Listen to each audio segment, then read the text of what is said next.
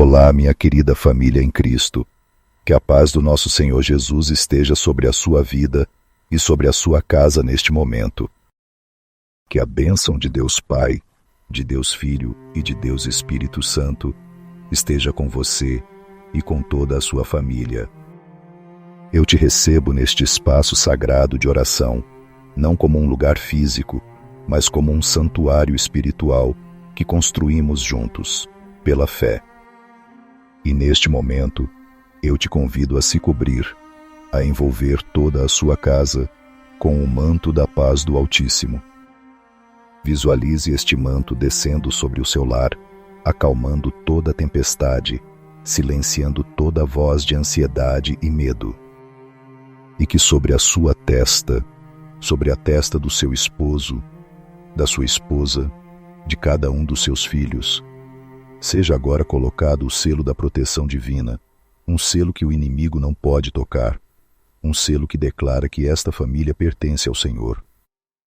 Respire fundo e sinta a presença gloriosa de Deus preenchendo o ambiente onde você está agora. Ele está aqui, e Ele veio para ministrar ao seu coração e trazer vitória para a sua família. Neste momento, unimos a nossa fé, não como quem pede com dúvida, mas como quem toma posse da autoridade que nos foi dada no nome poderoso de Jesus. Por isso, com fé, nós nos levantamos espiritualmente contra tudo aquilo que se opõe à vontade de Deus para a sua família. Pai, em nome de Jesus, nós nos unimos como um só corpo, como um exército de oração, e nós declaramos que a Tua palavra é a verdade final para as nossas casas. Nós declaramos que nenhuma arma forjada contra esta família prosperará. Nós usamos a nossa autoridade em Cristo e nós quebramos agora todo espírito de divisão, todo espírito de contenda, de fofoca, de ira, de amargura que tem tentado se infiltrar nos lares. Nós quebramos as muralhas de silêncio e de indiferença entre marido e mulher. Nós quebramos as correntes de rebeldia e desonra que possam estar prendendo o coração dos filhos. Nós desfazemos agora, pelo poder do sangue de Jesus, toda palavra de maldição lançada contra esta família, seja por inveja, por feitiçaria, por palavras ditas sem pensar, ou até mesmo por maldições erárias que vêm se arrastando por gerações. Nós cancelamos seus efeitos agora. Nós ordenamos que todo espírito maligno, designado para destruir o seu casamento, para desviar os seus filhos, para trazer miséria financeira e enfermidade, bata em retirada agora, em nome de Jesus. Nós cobrimos a sua casa com o sangue do Cordeiro, desde a soleira da porta até os fundos. Nós cobrimos a vida, a mente, o coração e o corpo de cada membro da sua família com o sangue de Jesus. E nós declaramos que a sua casa é território santo, um lugar de refúgio, um lugar de paz, de amor, de prosperidade e, acima de tudo, da presença de Deus. Declaramos a vitória do Senhor Jesus Cristo sobre a sua casa. Para a glória de Deus, nós já somos uma grande família de oração aqui no YouTube. Gostaria também que você deixasse o seu like, o seu gostei, porque todas as vezes que você faz isso, você está avisando ao YouTube que aquilo que você está vendo e ouvindo é algo bom para você e que ele pode enviar para outras pessoas. Por isso é muito importante você deixar o seu gostei. E se você ainda não se inscreveu, embaixo tem a palavra inscrever-se. Agora que firmamos os nossos pés na rocha da nossa fé, eu quero te convidar a aquietar o seu espírito e abrir o seu coração para uma das histórias mais tocantes e poderosas de toda a Escritura. Uma história que revela o coração de Deus como Pai. É a história que encontramos em Lucas, capítulo 15, a parábola do filho pródigo, que eu prefiro chamar de a parábola do Pai misericordioso. Imagine a cena. Havia um pai, um homem bom, próspero, com 2 filhos. O mais novo, num ato de arrogância e impaciência, chega para o pai e diz palavras que devem ter rasgado a alma daquele homem. Pai, dá-me a parte dos bens que me pertence. Em outras palavras, ele estava dizendo: Pai, para mim você já morreu. Eu não quero mais viver sob a sua autoridade, sob o seu teto. Eu quero o que é meu por direito, e quero viver a minha vida, do meu jeito. O coração daquele pai deve ter sangrado. Mas, em um ato de amor inexplicável, ele respeita a decisão do filho. Ele divide a herança e o deixa partir. E o filho vai. Ele pega todo aquele dinheiro, fruto do trabalho de uma vida inteira de seu pai, e vai para uma terra distante. E lá, a Bíblia diz que ele dissipou tudo, vivendo dissolutamente. Ele gastou tudo em festas, com falsos amigos, em prazeres momentâneos que deixaram sua alma cada vez mais vazia. E então veio a consequência. Uma grande fome sobreveio àquela terra, e ele começou a passar necessidade. Aquele que antes esbanjava, agora não tinha o que comer. Os amigos da farra desapareceram. O dinheiro acabou. A dignidade se foi. E ele chegou ao fundo do poço, ao ponto de desejar comer a lavagem que os porcos comiam, o animal mais impuro para um judeu. Naquele chiqueiro, sujo, faminto, humilhado e completamente só, a Bíblia diz que ele caiu em si. Ele se lembrou da casa do pai. Ele se lembrou que até os empregados de seu pai tinham pão com fartura, enquanto ele, o filho, perecia de fome. E naquele momento de lucidez e arrependimento, ele toma uma decisão: levantar-me-ei e irei ter com meu pai, e dir-lhe-ei: Pai, pequei contra o céu e perante ti. Já não sou digno de ser chamado teu filho. Faze-me como um dos teus jornaleiros. Mas a parte mais emocionante da história não é a volta do filho. É a espera do pai. A Bíblia nos dá a entender que todos os dias, aquele pai subia ao lugar mais alto de sua propriedade e olhava para a estrada, com o coração apertado de saudade, esperando. Ele não havia desistido. Ele não o havia amaldiçoado. Ele simplesmente esperava. E em um desses dias, ele vê um vulto ao longe. Sujo, mancando, magro, irreconhecível para muitos, mas não para ele. O coração de um pai reconhece o filho de longe. E o que ele faz? Ele corre. Um homem de sua posição, um patriarca, não corria. Era considerado uma vergonha. Mas o amor daquele pai era maior que qualquer protocolo, maior que qualquer vergonha. Ele correu, lançou-se ao pescoço do filho e o cobriu de beijos. O filho tentou fazer seu discurso ensaiado de arrependimento, mas o pai mal o deixou terminar. Ele gritou para os servos: Tragam a melhor roupa. Coloquem um anel em seu dedo, sandálias em seus pés, e tragam o novilho cevado, e matem-no, e comamos, e alegremo-nos, porque este meu filho estava morto, e reviveu, tinha se perdido, e foi achado. A festa começou. A alegria da restauração inundou aquela casa. Esta história, meu irmão, minha irmã, é um retrato do coração de Deus para com a sua família. E dela tiramos lições preciosas para as nossas lutas diárias. A primeira lição é sobre o amor incondicional de Deus. O pai da história não disse: eu te perdoo, mas... Ele não impôs condições, não exigiu um período de prova. Ele simplesmente amou e restaurou. Talvez você esteja olhando para um filho que se desviou, para um cônjuge que te feriu profundamente, e o seu coração humano diz que é impossível perdoar, impossível restaurar. Mas o amor de Deus, que Ele derrama em nossos corações é um amor que não se baseia em merecimento. É um amor que corre ao encontro, que abraça o que está sujo, que restaura a dignidade.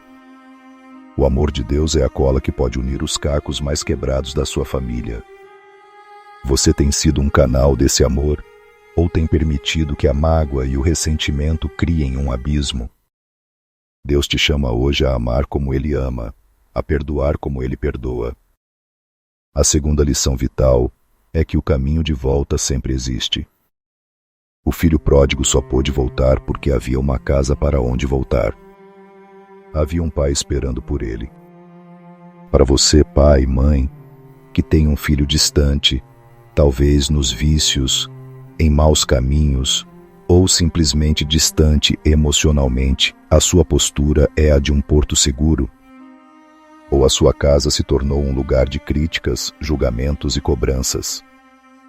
Às vezes nossos filhos não voltam porque têm medo de encontrar um tribunal em vez de um lar.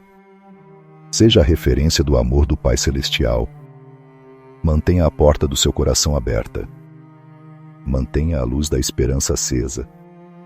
Continue olhando para a estrada, em oração, porque no tempo de Deus, o seu filho, a sua filha, vai cair em si e se lembrará do caminho de volta para casa, para os seus braços e, principalmente, para os braços de Deus. Nunca desista de um filho. O Pai do céu nunca desiste de nós. A terceira e poderosa lição é o poder do perdão que restaura. A festa só aconteceu porque houve perdão e aceitação. O anel no dedo restaurou a autoridade de filho. As sandálias nos pés restauraram a condição de homem livre, não mais escravo. A melhor roupa cobriu a sua vergonha e miséria. O perdão na família não é apenas esquecer o que aconteceu. É um ato sobrenatural de restaurar a identidade e a dignidade daquele que errou. É dizer, o seu erro não te define. Você ainda é meu filho, minha esposa, meu marido. Você ainda pertence a esta família. Quantas famílias vivem debaixo do mesmo teto, mas estão quebradas por falta de perdão? O irmão mais velho da parábola, que estava no campo, representa aqueles que, mesmo estando dentro de casa, têm o coração cheio de amargura e justiça própria. Ele não conseguiu se alegrar com a volta do irmão. O seu legalismo o impedia de experimentar a graça. Será que em sua família não há irmãos mais velhos que se recusam a perdoar, que guardam uma lista de erros passados, impedindo que a festa da restauração aconteça? O perdão é a chave que destranca as portas para a cura e a unidade familiar. E é essa promessa de um pai que espera de braços abertos, esse Deus que nos protege e restaura, que se concretiza nas palavras sagradas dos Salmos. O Salmo 91 é a promessa da fortaleza divina, a declaração de que, sob as suas asas, a nossa família está segura. É a voz do Pai nos garantindo que, mesmo em meio aos perigos do mundo, Ele é o nosso refúgio e fortaleza. Já o Salmo 23, que ecoa em nossos corações, é a certeza do cuidado pastoral de Deus. Ele não apenas nos protege, mas nos guia, nos supre, nos conduz a pastos verdejantes e águas tranquilas, mesmo quando atravessamos o vale da sombra da morte. Ele prepara uma mesa na presença de nossos inimigos. Agora, eu te convido, onde quer que você esteja, a fechar os seus olhos.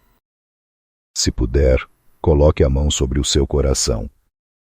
Deixe que essas palavras milenares se tornem a sua oração, a sua declaração de fé sobre a sua casa. Receba cada versículo como um bálsamo de cura e um escudo de proteção para você e para todos os que você ama. Vamos receber a palavra do Senhor. Aquele que habita no esconderijo do Altíssimo, à sombra do Onipotente descansará. Direi do Senhor: Ele é o meu Deus, o meu refúgio, a minha fortaleza, e nele confiarei. Porque ele te livrará do laço do passarinheiro e da peste perniciosa. Ele te cobrirá com as suas penas, e debaixo das suas asas te confiarás. A sua verdade será o teu escudo e broquel. Não terás medo do terror de noite, nem da seta que voa de dia, nem da peste que anda na escuridão, nem da mortandade que assola ao meio-dia. 1000 cairão ao teu lado, e 10.000 à tua direita, mas não chegará a ti.